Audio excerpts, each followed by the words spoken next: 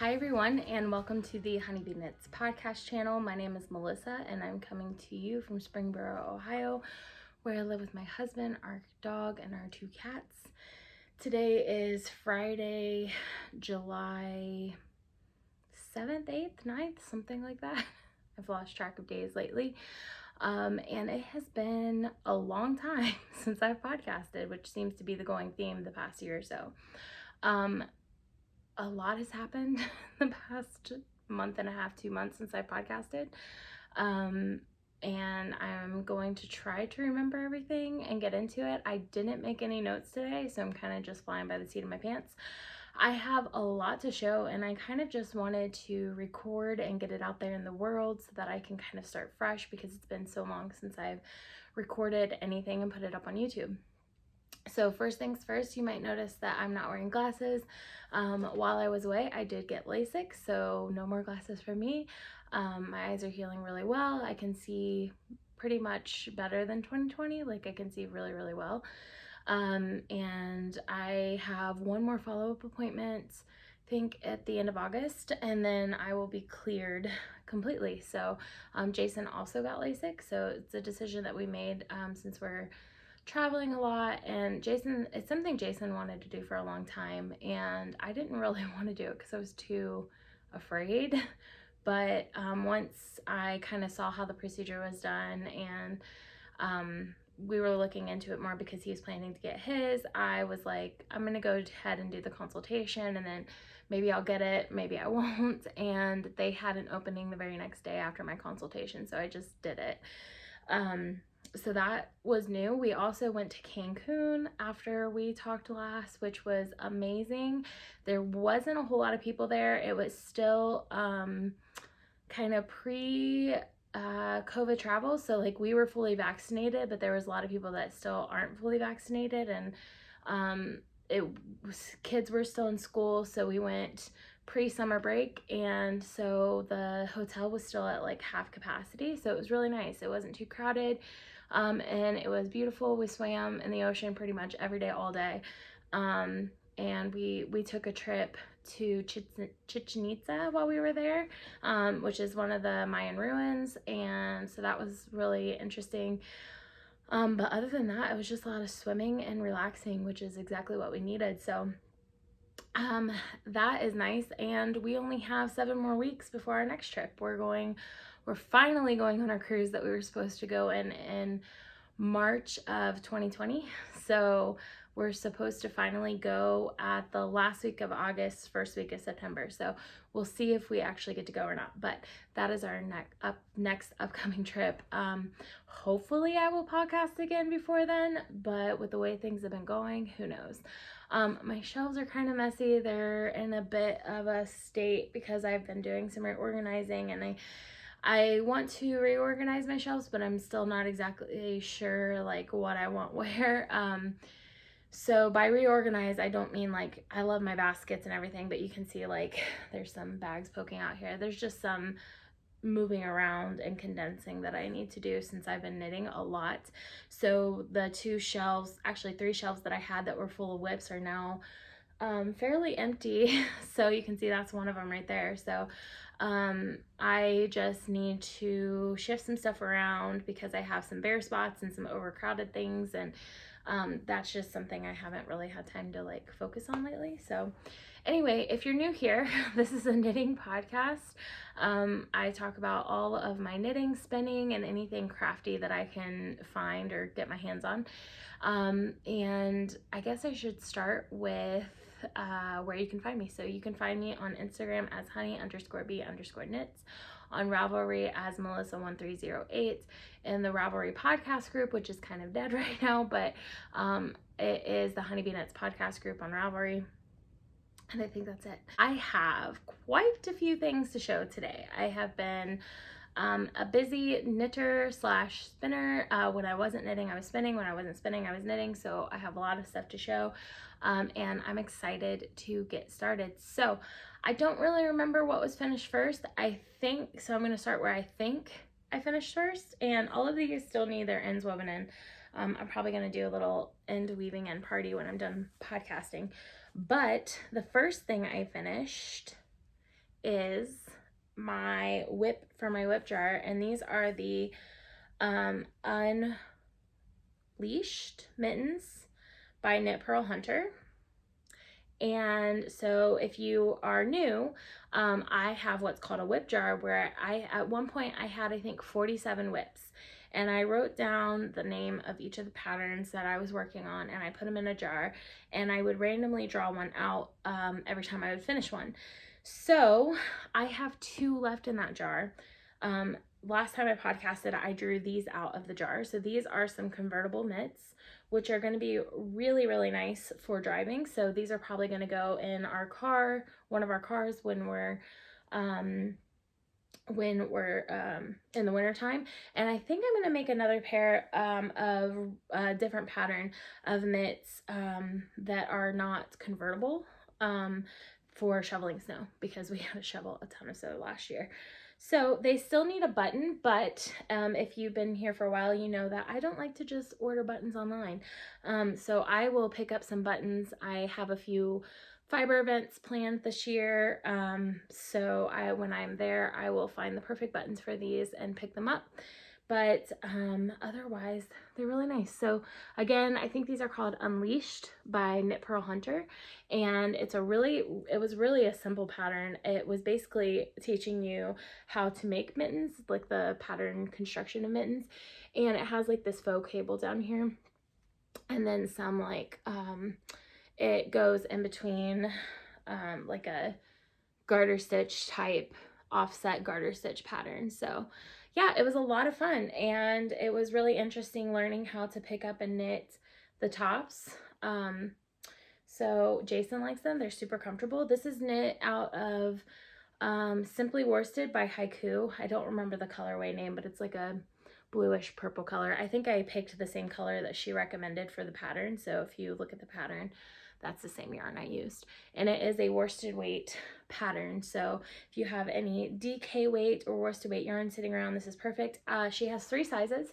She has small, medium, and large. I knit the medium. And I used a full skein and like maybe 10 grams of the second skein. So I have a lot of the yarn left that I'm actually using as scraps for another exciting adventure I am going on, which I'll talk about in a little bit. So sorry for the teaser. But anyway, so these were really nice. I'm gonna put these aside and weave in the ends after I'm done podcasting. Next, I wouldn't say like this is the next thing that I knit, but this is definitely one of the memorable things that I knit while I was away. And this is the I don't remember what this is called. Everybody's screaming it at me right now. It is a Malabrigo pattern. It is the Happenings.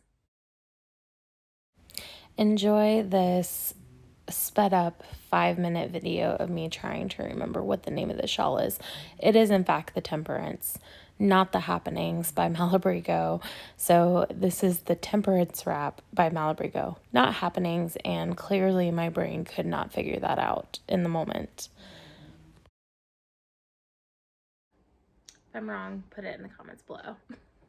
So this color scheme was inspired by, or I guess you could say copied off of, Lori from Arkansas Yarn Company. I had seen this pattern knit in a few different color combinations, and nothing really spoke to me. All my friends were knitting it, and I just was like, I'm not really into it. But then I saw hers, and I was like, okay, I need to knit that in that color combination. So it's huge. The colors that I used are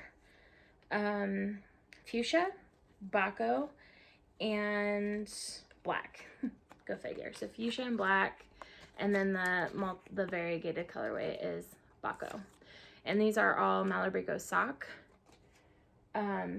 which is one of my favorite bases that they have. So anyway, it's really beautiful and big and drapey, and this is something that I definitely knit for myself. I don't knit for myself very often. when it comes to shawls. But a lot of the shawls that I knit are for gifts, but this one is definitely for sure mine. I love it so much. So anyway, I knit that, and I had quite a bit of yarn left over. So when one has a ton of yarn left over, what does one do? They knit socks. So I knit a pair of shorty scrappy socks. So there they are. Maybe these blockers don't want to work with me. There we go. So these are the, I used the leftovers, the Bako, the black, and the fuchsia, and made a mismatched pair of shorty socks. And my sock recipe is pretty much, for my shorties, I cast on 60 stitches. I do 10 rows of ribbing. Sometimes I do 2 by 2, sometimes I do 1 by 1, depending on what mood I'm in. And then I knit 1 round in the main color and put in my heel markers, and then I knit the rest of the foot, and I knit a rounded toe. I do about 60 rows, 60 to 65 rows on my foot, and then I do a cut-in afterthought heel. So I knit those. And speaking of socks, I went ahead. I had taken some socks with me to work on our trip, and I didn't work on them at all. But when I got back, I really wasn't in the brain space to do anything super complicated. So I finished up the Happenings wrap, which was basically just a bunch of garter stitch. And then I knit all of the sock whips that I had casted on. So the first 2 pairs of socks I knit, missing a bit there, were these. And these are both just 2 pairs of shorty socks, same recipe I already gave. And this was knit out of a sock blank from Mitchell's Creations. And I called these, I think, my galaxy socks or something like that, because it just reminded me of like the galaxy. But anyway, so they're very sparkly. I got this quite a while ago, and I had cast on socks, and I at the time was doing toe up, and I didn't care for toe up, so I went ahead and unraveled those, casted them on, cuffed down, and then did 2 full pairs. And these sock blockers are from Knitting Left. I got some owls and witches and wands, and then I've got some bees, and they say honeybee knits on them. So anyway, so I finished those 2 pairs of socks. But wait, there's more. I went through a bit of a sock kick while I was gone. So I also knit the socks. They are mismatched. They don't match, out of, this is Query Fiber Arts in the Birdie Bots Every Flavor Beans colorway. And they're just super colorful and stripy, and I love them. So I knit those. And then I also knit this pair of Nomadic Yarn socks. I'm not sure what the new colorway name for this is, because I think she's rebranding all of her Harry Potter colorways. This used to be called the Ginny Weasley colorway. I don't know what it's called now, but so that is that pair. So I knit 1, 2, 3, 4, 5 pairs of shorty socks, which is great because I am in desperate need of some shorties.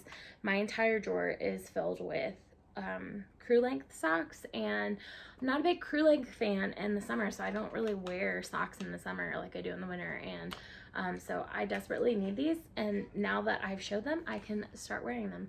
So in fact, I've already worn a pair, which is why it was a little misshapen. But so there's those. Let's see, what else do I have? So the next thing that I knit is the Keen Wonder by Megan Kelly, I believe. And it's not finished, it's still a whip, but I've knit both pieces. So this is the front piece. It is a tank top. I knit this for the Around the Table summer tank top along, and I didn't, or summer shirt, I think it was summer tee or something like that. But anyway, I didn't finish this one, but I did finish my orange one, but it's fine. But anyway, so I knit the front piece of this, and then I knit the back piece. This is a racer back, so this is the first time that I've knit something with this kind of shaping in the back, which is really interesting to knit. It's kind of difficult to show it, but So there's the back piece. So now I need to block both of these pieces, which I held off on doing because I knew I was going to record this week and I didn't want them on the blocking mats. I wanted to be able to show you guys what they look like. So now that I've showed them, I can put them on the blocking mats. And then when they're dry, I'll have to seam them together and weave in the ends. And then do the ribbing. There's some ribbing that you pick up around the shoulders and the neck. So this hopefully will be a finished, it will be a finished object next time I see you. And now that I've casted that off, I will be moving on to my third plan tank for the year, which I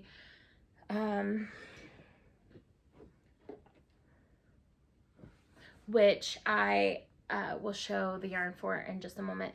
The yarn for that I used, what did I use? Oh, I used the Mojave and in the yellow colorway. I'm not sure what the number is, but it's basically this. It's the same yarn I used for my orange one, it's just in yellow. So I have another tee planned for this type of yarn, and I will show that yarn in a bit when I talked about my planned knitting. Also, I haven't shown this in a while, and I did finish up another row on it last night. This is my Leavingman Fiber Arts Cozy Memories blanket. Both sides look identical because I do 10 square repeats, 10 colorway repeats. So I do 10 colorways per row, and each row gets 2 colorways. So this is what I've got so far. So I think we're in, I think I checked last night, and we're in April, May, June. So 14. I think somebody told me last night that we're 14 months in to their colorway club. So basically this is their cast of characters club, and they have a list of all their colorways from A to Z, and they started at A, and they just went alphabetically through the alphabet, and they send 5 colorways a month. So this month's the last 2 months is put in, and then I already got I don't know if this is June or July, so spoiler alert in case it's July, but this is the most recent months that they've sent out, and this is they're in H's, so they're still got a bit of the way to go. But honestly, this month has been my favorite month, I think, so far, because look at all those beautiful purples. So as soon as I get the next month, I will be doing another row in this. I didn't yet work on the Happy Scrappy blanket that I was making out of the leftovers from these scraps. That's my current, that's next in the line to be knit, because I just finished my squares on this last night. So, but I think out of those minis that I have downstairs that I'm working with, I will have enough to finish that blanket. So once I finish that, I'm going to start the habitation throw. So I'm hoping to both finish that blanket and start the habitation throw hopefully this weekend. That's the plan anyway. My niece and nephew are coming over though, so who knows how much time I'm going to have to knit. Probably none. That's normally the answer when they're here.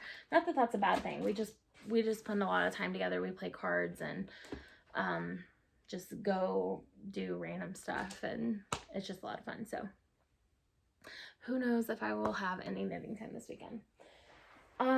So before I get into my plans for the upcoming month or 2 months that I'm probably not going to podcast again, we'll see. I want to show some spinning, because I have been like a spinning fiend. So I'll start with this one because I think you guys saw it as a single on the last podcast. I did ply it up and wash it, and it's super beautiful. It's super soft and drapey, and I just am really in love with this yarn.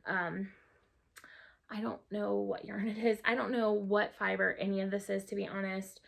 I was trying to keep track, but then it took me so long to spin up that I lost the tags and have no idea what's what. All I know is that this is a gorgeous purple. I'm going to try to do better at keeping track of that in the future, because I know I haven't been great about that. This is another one that I've spun up. This is, I had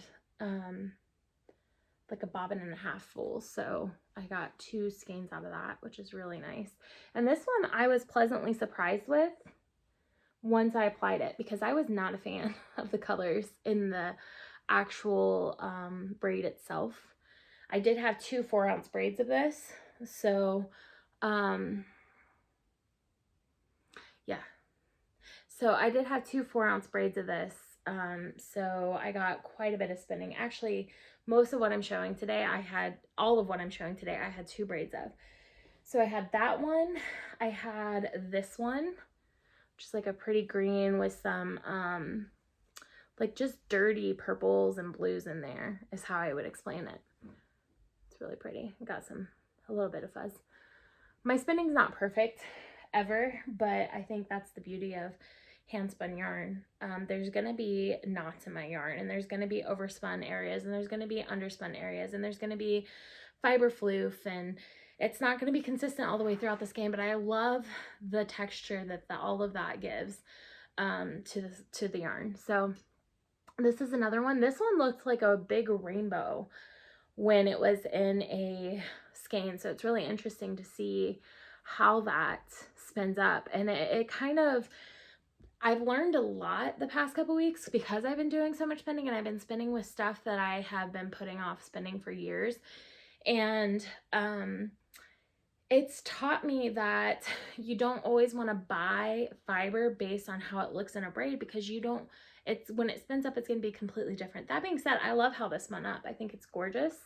But I was expecting like a rainbow effect, and you just don't get that, especially with the way that I spin. I could have probably parsed it out and plied, colors with colors, or did like a chain ply, but I really like the method of my spinning, which is I spin a single and then I kick it up, and then I ply from the inside and the outside of the ball to make a 2-ply yarn. So I really like that, and I think this is beautiful, so I'm happy with that. Again, I had either 2 3.5 ounce braids or 2 4-ounce braids for each of these. So I've also got this beautiful blue and purple one, and I love the texture of this one. There's a lot of overspun, underspun areas in this, so I think this would be beautiful. And these are big skeins. These would be enough to do like the yoke of a sweater. So yeah, I think this would be gorgeous in a sweater. And then I also spun up this. Now this one, I can't remember the name of the dyer, but I know it was a tits out colorway, and I had 2 braids of this. But guys, I think this is my favorite. Excuse me. I think this is my favorite that I spun recently. It is so drapey. It's silk and I believe superwash merino nylon silk. So it's super, super drapey, and I had a bit left over to make like a little mini, but it's purple and orange and pink, and it's just absolutely gorgeous. I was very, very, very, very happy with this spin, and I did it rather consistently. This is definitely a sport weight. I think all of these are pretty much sport weight, which I'm happy with. I gave up on trying to spin fingering a long time ago. I like sport weight for spinning. So then this one, I again had a little mini, and this one's really pretty too, the pinks and purples.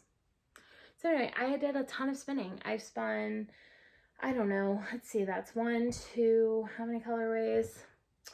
3, 4, let's see, 5, 6, 7. So I've done 7 colorways of spinning since I last podcasted, and all of those except for one, all of them except for this one, was 2 braids worth of fiber. So I've spun 13 braids, 13 3.5 to 4 ounce braids since I had last podcasted, which is a ton of spinning. Now, I didn't do that for Tour de Fleece. I was just kind of spinning. I spun every day for like a week and a half. It was just really nice because that's all I wanted to do was spin. And this was pre-Tour de Fleece, so I had a bunch of singles spun up, and then when Tour de Fleece first started, I started applying all that up, and I haven't spun since because I have a lot of knitting plans, and I had put my knitting on hold while I was spinning. So that's that.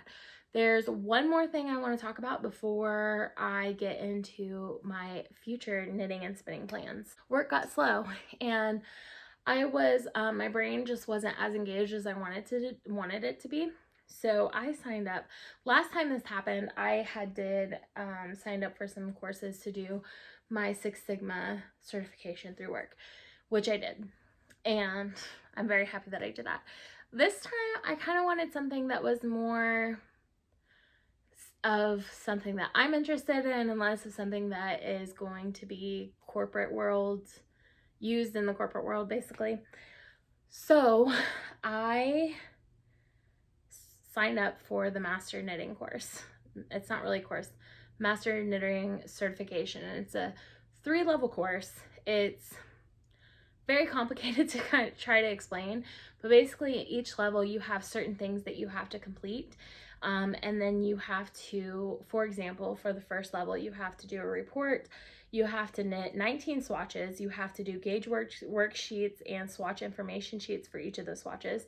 You have to answer 20 questions on each of the swatches. What else? Oh yeah, your knitting has to be perfect. Has to be absolutely perfect. So you do all of this. It's self-taught, like you go at your own pace. It's self-led, and you have a year to finish the first level. You have 18 months to finish the second level, and you have 24 months to finish the third level. So if you go all the way through the entire program, to get your master knitters certification, it will take you 4.5 years, about roughly, minimum. Well, not minimum, because I guess you could do level 1 in 6 months and be done, but which originally is what I thought would happen. I was like, oh, I can get that done in like 4 to 6 months and then start level 2. But then I did the preliminary swatch. And I have learned so much about knitting in general from this program, and so much about my knitting and my tension. So I may or may not be showing the swatches. I won't be talking a whole lot about the course curriculum because it is paid for and I don't want to give away any of the stuff, but essentially I have to knit all these swatches and send it in to be judged. They'll critique them, send them back, and anything that they critique I'll have to fix before I'm able to pass level 1. So this is the preliminary swatch, and this swatch was just to kind of gauge your initial understanding of knitting in general, your tension, essentially, your cast on, cast off tension, your edge tension, etc. So what I was challenged to do, and this is 3 different needle sizes, which is why it flares out. So, and this also judges kind of your swatching abilities, no, blocking abilities. So that's what I'm using leftover yarn for my mittens to do, is mark stitches because I have to measure. But essentially this is a 3 needle size type of swatch. And what I learned about myself is I've always been told, oh wow, your stitches are so perfect, they're so consistent, and your tension is amazing. So I thought going into this, I'm not going to have any tension problems. Like, I'm going to pass this with 5 flying colors. I've always been told that I have a natural talent for knitting, that my stitches are, everybody always compliments me on my stitch definition and my stitches. So I was like, this isn't going to be a problem. However, when you actually get into it, you actually start to see issues that I didn't know that I had, which makes sense because I've had some issues on projects in the past where I thought it was, oh, that's just the yarn, or oh, that's just the pattern, or oh, that'll block out. No, I have tension issues with my knitting that I need to work on and fix because they're there. So this is the preliminary swatch. So mistakes are allowed on this one. They're not in any of the other 18 swatches that I have to make. So it's gonna be kind of hard to show, but see how like every other row my stitches look bigger? That's because my purl tension is looser than my knitting tension. And you can tell that because if you look at the wrong side, you'll see these gaps in between all my rows. So it's okay that it's on this swatch because this was really just gauging where my tension is at before I started the actual like digging into the program. But based on this, clearly I need some work. So I'm leaving this as is to send in because I think the point of this swatch is to show you how you improve throughout the program. So this is my starting point. So hopefully next time I do a swatch with stockinette stitch, you won't be able to see as many of those gaps in my rows. So anyway, I just thought it was interesting. Also, there's some blocking issues that I have. I have to figure out how to block the swatches flat while having the selvage edge turn up, because mine doesn't necessarily turn underneath, but it definitely turns out to the side, and you want it facing up instead. And that's because I pinned the pins in between the second and last rows. So I need to figure out a way to block these without having like the waves or changes in my stitch definition on the edges, but also make it so that they are blocked facing up and not out. So a lot of learning, a lot that I learned from this. It's been interesting. I've kind of had to put this down for a few days, because when I answered my questions on this, it was very much like judging myself and my knitting, which I'm sure I probably think it's worse than what it is. Like, to an outsider, I think they're like, oh, that looks great, you know, but to me, I'm like, oh, there's all these issues. Now that I know to look for these issues, I can see these issues. So I just have been doing some research on how to fix those issues so that when I do my next swatch, it's not like that. In Cascade 220, it's the recommended yarn for the program. They have like a few different recommended yarns. Like one is like Knit Picks Wool of the Andes, Cascade 220. They have a whole list of them. So Cascade 220 I've worked with before, and so that's why I picked it. And you do have to use like a white cream or pastel color, and I chose white because I just like, well, I've never been a off-white or cream kind of girl. I've always liked the brightness of white, so that's why I chose white. But white shows everything, so, which is why it's so easy to see all my mistakes. So anyway, that's a journey that I'm going down. I don't know if I'll go to level 2 or not. I just kind of want to get past level 1 at this point, and I'm for sure it's going to take me a year. Also, while I was like 2 days after I signed up for the program, I got notified of some project changes at work, which is going to make it so that I don't have the slow summer that I thought I was going to have. So it's going to be a really busy working summer again, like last year. Normally my summers are pretty slow in my job, but last year and this year, because of COVID, have been extremely busy. So that is basically the plans for that. So I'm going to take a pause, and I'm going to go grab some of my upcoming planned projects, and then I will be back. Okay, so I'm going to start with the knitting plans. So first off, I only have 2 whip jar projects left. So I'm going to randomly pick one, and whichever one I pick is going to be the first one I work on. But the plan is to have both of these whips finished before I podcast next time, because one of them is so close to being done, it's ridiculous that it's not done, and one is a brand new cast on. So I figure I can get both done. So I am randomly going to draw one. So the first one I drew was Wandering Moon, which is the one that is like just started. And that means the very last whip is going to be the What the Fade, which is like almost finished. So let me pull those out and show you as a refresher. I know I showed them both not too long ago, but just figure I would share. So the first one is a shawl, and this is how much I have done of it. And it's got a cable edging, and I messed up the cable right there, so I'm going to have to rip this back and start it over.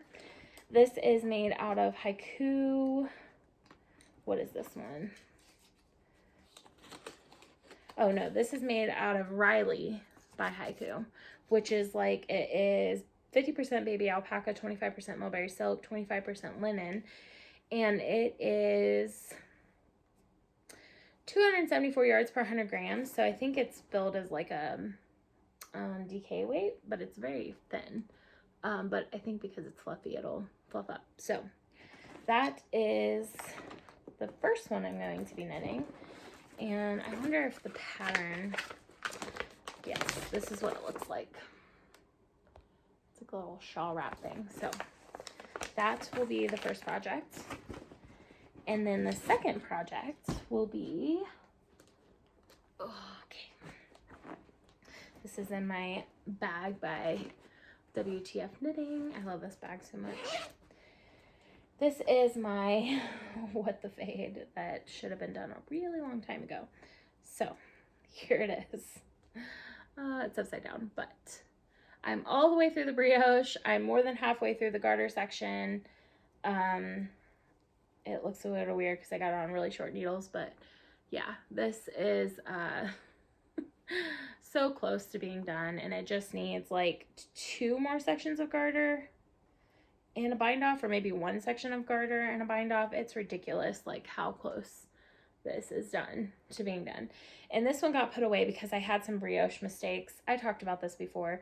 I had some brioche mistakes and I really wasn't happy with the way I fixed them.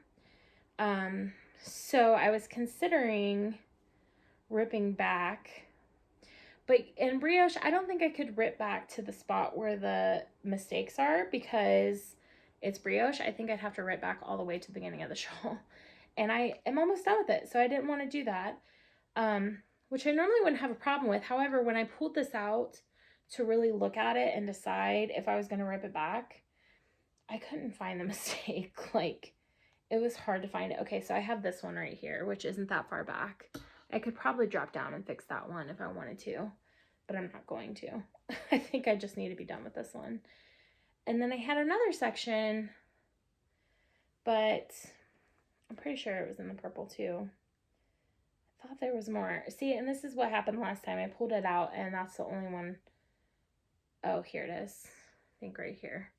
But it's so not noticeable. Like right there, you can see it, but like you can't see it because it's in a busy part of the yarn. It's like right here. You can see it. Basically, I fixed it, but I fixed it backwards. So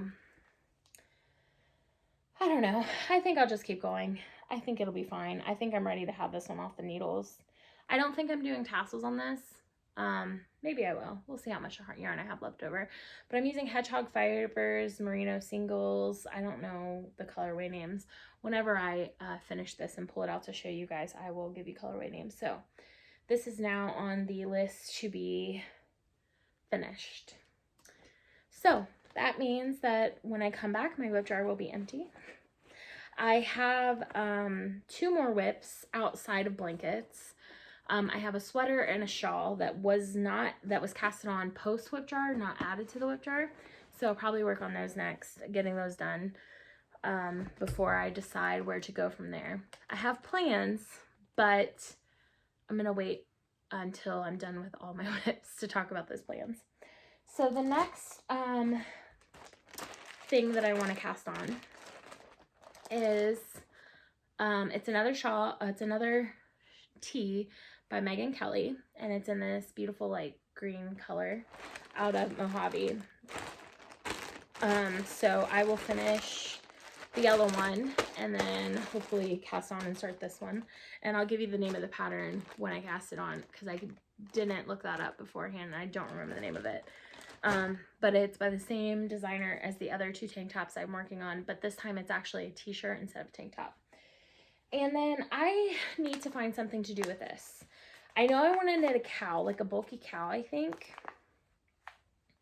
I bought this yarn. Jason bought it for me when we were in Las Vegas this year at the local yarn store, and it's called Pocket Full of Rainbows by Desert Panda Fiber Arts. It's really beautiful. So I don't know what I'm going to make with this yet, but I do know that I am going to make something with it between now and the next time you see me. So those are my knitting plans.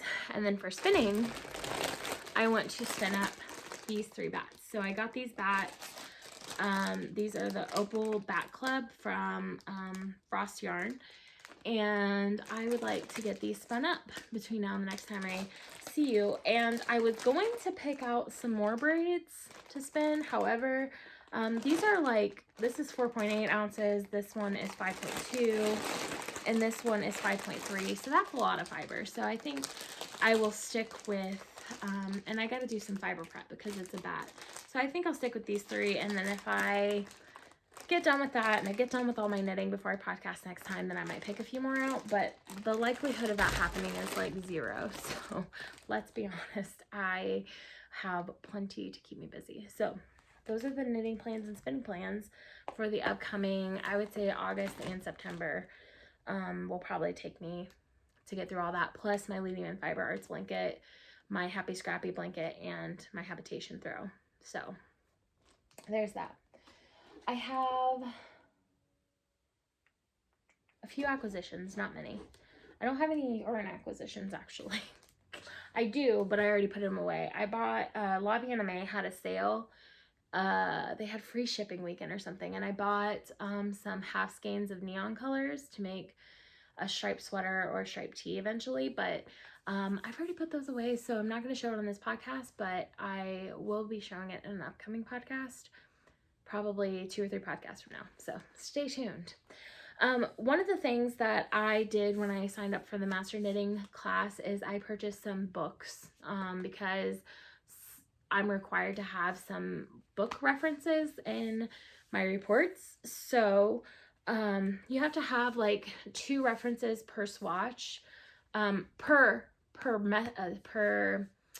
thing that you did on that swatch. So if it's cable swatch, I have to have 2 different references for the cables, 2 references for the cast on, 2 references for the bind off. If there's ribbing, I have to have 2 references for the ribbing, and that's for each individual swatch.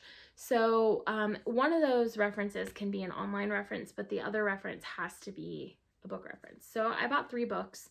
However, this book is the only one I brought up to show because it's my new favorite knitting book. This is fantastic.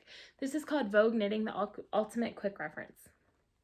And I have pretty much, I haven't read through it cover to cover, but I've read a little bit in each section. And there is so much good information in here. So it's broken down into 8 sections. The first section is basic techniques. So it includes just knitting in general, casting on, basic knit stitches, binding off, cable, stranded knitting, intarsia, decreases in lace, correcting mistakes in lace knitting, knitting in the round, magic loop, steeking, joggle join. There's like I don't know, 50 different things in section 1. And each section, each one of those things has different techniques. So for example, the basic knitting stitch, they show you how to do it English, continental, and also for left-hand knitters. And then for the basic purl stitch, they have English, continental, and for left-hand knitters. They have joining yarns, and they have joining while knitting, splicing, felted join, Russian join, magic knot. So they have, it's basically a reference for all the more popular ones. So for the increases, they have all the different ways you can increase and then what that increase looks like. So for example, the make one right versus make one left will cause a different slant in your knitting. So they have that. So that was section 1. They have advanced techniques, which include entrelac, double knitting, loop stitch, elongated and drop stitches. They have 4, section 3 is understanding instructions. So it teaches you how to understand garment knitting instructions, schematics, gauge swatching for knitting in the round, counting rows, crochet abbreviations, knitting terminology, and symbols. They have correcting errors, which they have twisted stitches, drop stitches, incomplete stitches, extra stitches at the edge, unraveling, adding lifelines, cables, garter stitch, mending a hole, darning. So pretty much anything that you need to know for correcting errors. Finishing, so they have introduction to blocking, steaming, grafting or Kitchener stitch, picking up stitches, attaching separate pieces and hemming, cleaning your finished garments, and then folding and storing. They have designing, so it tells you like how to take body measurements, selvage edges, ribbing, bands, borders and edges, hems, patches and pockets, finishing touches, buttons, zippers, shawls, hats, mittens and gloves, socks. So they have all this stuff here. They have embellishments, so they teach you how to do embroidery in your knitting, knitting with beads, knitting with sequins, and all kinds of stuff. And then tables and tools, they have knitting needle sizes, crochet hook sizes, US to metric conversions, metric to US conversions, equivalent weights, standard yarn weights, needle inventory. So it's really awesome, all the stuff they have in here. So this would be great for any knitter, but also if you plan to do any design work, this is a fantastic book. And I have something specific I was going to show you. So within this book, if you are designing, they have, they show you like how to take standard body measurements, But also they have standard body measurements in here. So if you, because I mean, we're all just one size, right? We don't know how, like, I don't know, I'm a larger girl, so I don't know what like a bust size 36 inch, I don't know like how to build that garment for that person, because I can't try it on and fit it and make sure that it fits. So they have, for men, they have small, medium, large, extra large, and 2X. Women, they have extra small, small, medium, large, and then they have women plus 1X, 2X, 3X, 4X, 5X. So it goes all the way up to a 5X. The standard inches. So like, and it's pretty spot on because I am a 3X and I am a 50 between, I'm between a 2X and a 3X. And I fluctuate between a 50-inch bust and 55-inch bust. And so for their 2X, they have a 48 to 50-inch bust, and 3X is 52 to 54-inch bust, which I think is pretty accurate. So they also have youth and children's sizes. They have, and they also have standard head measurements. And I think this is really important because when I was knitting a hat, I was like, I don't know how big to, I don't know how many stitches to cast on for a hat. Like, sure, I know about gauge, I know how to do the math, but how many inches should it be circumference wise? They have standard hand measurements, standard foot measurements. So if you need to know, like, oh, my husband is a size 9.5 and I want to figure out how to surprise him with socks without having him try it on. So right here they said a men's 8.5 to 10 is 8 inches foot circumference and 10.5 inches foot length is the average. So that's pretty cool. So anyway, I think this is a great book for everybody. It's Vogue Knitting and it's the Ultimate Quick Reference Guide. This is $20. They have a bigger version. I bought the bigger version as well. Didn't realize that it was basically the same thing as in this, but a little bit more information per section. And it was $40. So if you're looking for something that's a little more in budget, this is half the price and has just as much good information as the big one in it. So highly recommend it. And I'm pretty sure that I was showing this after I said that I was done buying knitting books, but this is well worth the money. I also, you guys may have seen these things floating around. I've been seeing them for a while, but I was trying to find a place that stocked them. Bleeding Men got them this week, and I jumped on it. So these are from the Knitting Barber, and they are, I got fuchsia and violet, so I'll show you the violet one. So they, if I can get the canister open. There we go. These are try-it-on tubing, basically.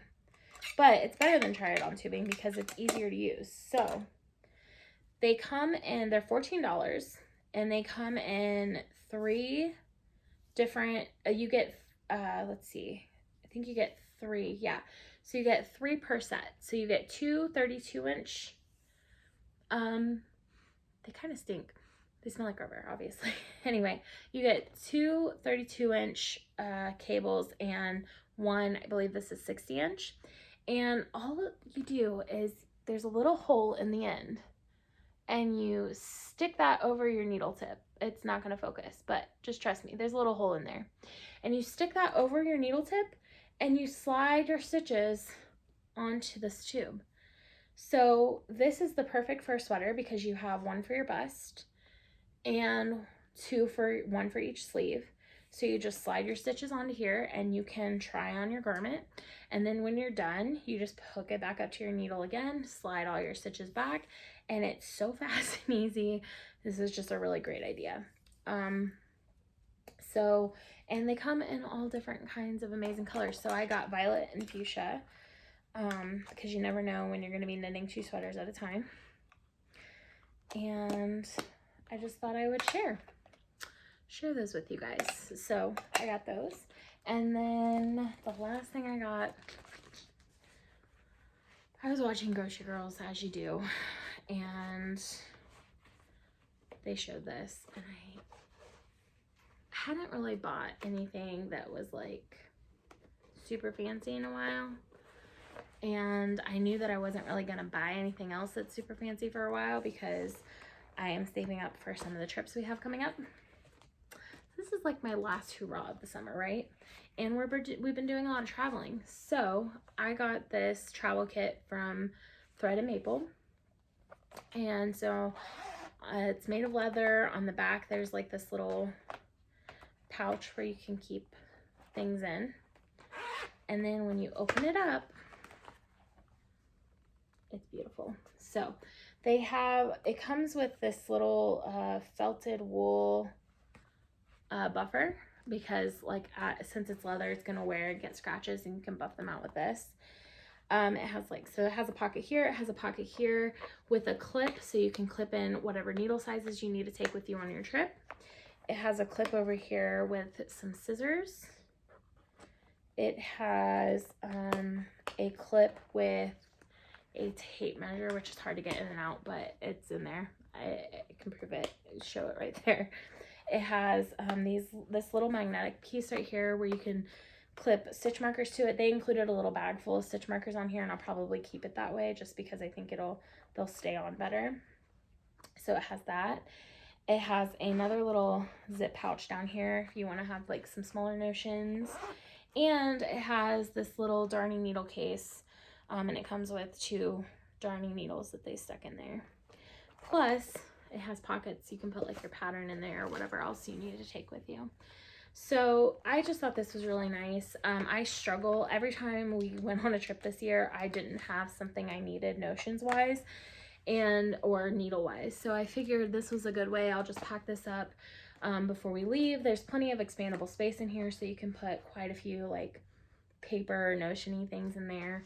So I figured this would be good to have when I travel. So I went ahead and picked that up. It is a bit expensive. It's quite expensive. Definitely one of those like buy remorse things. Like when I got it, like I love it. Would I spend the money on this again? Probably not. But it's nice to spoil yourself once in a while and get something really nice. And I really haven't done that in a long time. Like I've gotten little notion thingies or books here and there, but I haven't like did a like really big purchase in a while. So yeah, this is just kind of like my little summer purchase for myself, and like a congratulations for working so hard kind of purchase, I guess. I don't know. Anyway, I really love this and I'm really happy with it. And they have a couple different colors too. I chose the red color because I liked it better than the green and the brown. So anyway, I think that's it. Yeah, that is, yep, that's all I have. So I have been trying to give away some skeins of yarn for like the past, I don't know, 7 months. These 2 skeins, and I can't because every time I pull a new winner, they don't contact me. So if you've made it this far, comment down below what your favorite part of this video was, and I will pull a winner for the next podcast, and somebody will get sent, I'll pick 2 winners to get sent these gorgeous skeins of yarn. However, make sure you watch my next podcast, because if you don't watch and you don't hear your name called, you won't know that you won them. And yeah, so make sure that you watch, make sure you comment below and tell me what you liked about this video, what your favorite part was, and I will pull a winner, 2 winners next week, 1 for each, and hopefully get these to a new home, because I've been very close to just putting these back in my stash, because I have drawn winners for these twice now and they haven't contacted me. So if I do it a 3rd time, they're probably going in my stash. So comment below, make sure you watch next podcast, and get in touch with me if you win, because it's really important that I get these to a new home before they get added to my stash, which doesn't need any more yarn anytime soon. So anyway, hope you guys had a wonderful time. It's been a crazy month or so. I mean, it hasn't been like hectic busy, but we've just done a lot. We've done a lot of yard work. Like we cleaned up the yard a lot. We've done some housework. We went on a vacation. We got eye surgery. We worked. So it's just been a lot. So normally by the time I get off work and I'm just ready to sit down and knit or spin or whatever. So anyway, I hope you guys enjoyed this video. Don't forget to like and subscribe if you did, and that way you can be notified next time my video is coming out, since I really haven't been doing a regular cadence lately.